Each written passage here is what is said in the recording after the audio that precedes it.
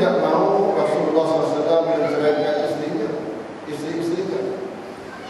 Kalau menceraikan isterinya termasuklah anak. Sebab ini menjadi satu kebanggaan bagi Umar bin Khattab di hadapan Allah pada hari kiamat nanti, tuan-tuan, yang bahwasanya Rasulullah SAW adalah merupakan menantu dan dia adalah merupakan mertua kepada baginda Rasulullah SAW. Ini perkara yang dapat dibanggakan nanti di hadapan Allah Subhanahu wa taala. Apatah lagi Sayyidatina Aisyah radhiyallahu anha, maka dia tentulah berbangga ditakdirkan oleh Allah Subhanahu wa taala dia menjadi isteri yang mendampingi baginda Rasulullah sallallahu alaihi wasallam sebagai nabi utusan akhir zaman. Apabila Sayyidatina Aisyah menatap wajah baginda Rasulullah SAW yang sedang tertidur di atas pangkuannya, tiba-tiba hati Sayyidatina Aisyah, muslimat dikatakan diusik kesayuan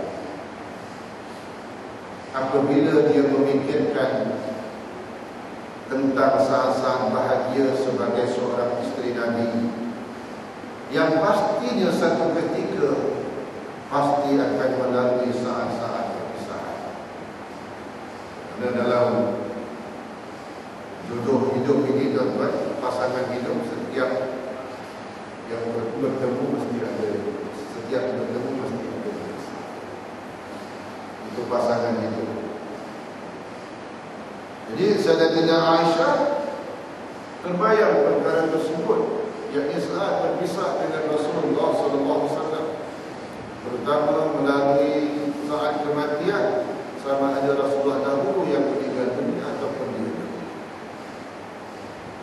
Maka timbul perasaan di dalam hati Sayyidatina Aisyah ketika itu, tuan-tuan, tentang nasib dirinya, tentang nasib dirinya di akhirat nanti, tentang nasib dirinya di akhirat kelak. Adakah dia akan masih terus bersama-sama mendampingi baginda Rasulullah SAW semasa seperti di dunia, atau tentang bagaimana nanti? Inilah yang mencuit, yang mengusik perasaan sayu di dalam hati Sayyidatina Aisyah. Jika di dunia dia dapat bermanja dengan seorang yang bertaraf kasih Allah, tetapi akhirat adalah suatu alam yang berbeza dengan alam dunia. Aisyah tidak mengetahui apakah dia dapat berjalan seiring dengan baginda Rasulullah SAW nanti di akhirat.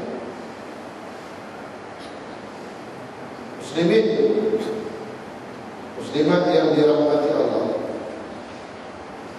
justru itu dikatakan bahwasanya Sayyidatina Aisyah dia tidak tahu bagaimana keadaan dirinya nanti.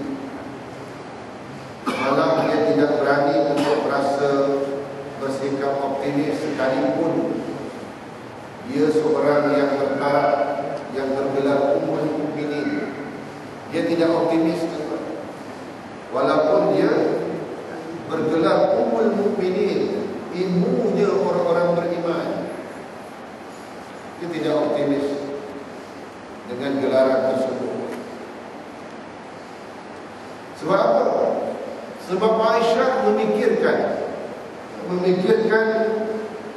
berkaitan tentang paparan yang terdapat di dalam Al-Quran, yaitu berkaitan tentang suami dan isteri. Al-Quran memaparkan ada yang istrinya masuk surga dan suaminya masuk neraka, artinya tidak bertemu nanti di akhirat kelak. Aisyah memikirkan perkara ini. Al-Quran memaparkan ada dari kalangan isteri tidak bertemu dengan suaminya nanti di akhirat kelak. Isteri ahli syurga, suami ahli neraka, ataupun sebaliknya. isteri ahli neraka, suami ahli syurga. Ini yang menjadi buah fikiran kepada Sayyidatina Aisyah radhiyallahu anha. Sebagai contoh tuan-tuan, sebagai contoh, ada isteri yang berkuah kerana menjadi ahli syurga, tetapi sayangnya suaminya tidak senasib dengannya, sebagaimana yang terjadi kepada Asiah isteri kepada Firaun. Asiah isteri kepada Firaun, dia tidak bertemu dengan suaminya di akhirat. Ini disebabkan bahwasanya Aisyah adalah salah seorang wanita mukminah yang solehah, yang ditakdirkan oleh Allah Subhanahu wa taala menjadi penghuni surga. Sementara Firaun suaminya Allah tempatkan di neraka yang paling tinggi. Sedikit berkaitan tentang Aisyah. Meskipun Aisyah ni tuan-tuan permaisuri kepada Firaun ini, dia hidup dalam lingkungan istana, tetapi sayangnya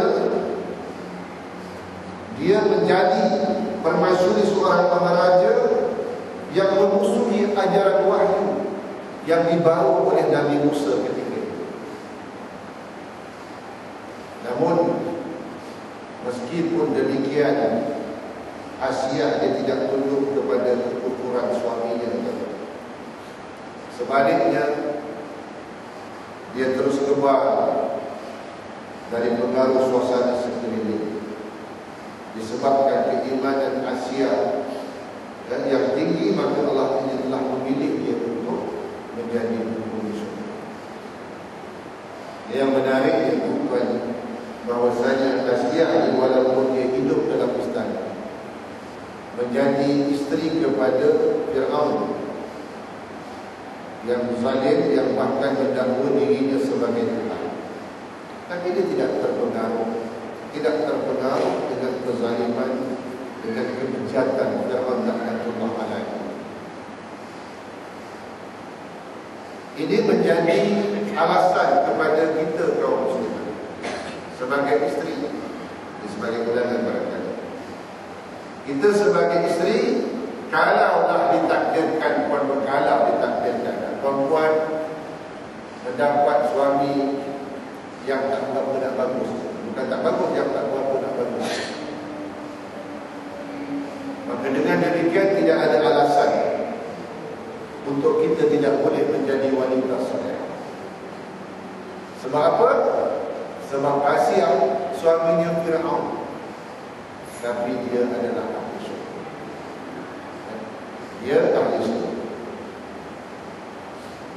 Tuan-tuan yang dirahmati Allah, sedikit berkaitan tentang Firaun ini. Sebagaimana yang kita maklum bahawasanya ramalan ahli nujum Firaun bahawasanya mengatakan akan lahir seorang budak lelaki yang akan membuka kerajaan. Maka ketika itu semua anak laki-laki yang lahir dibunuh, diarahkan, dibunuh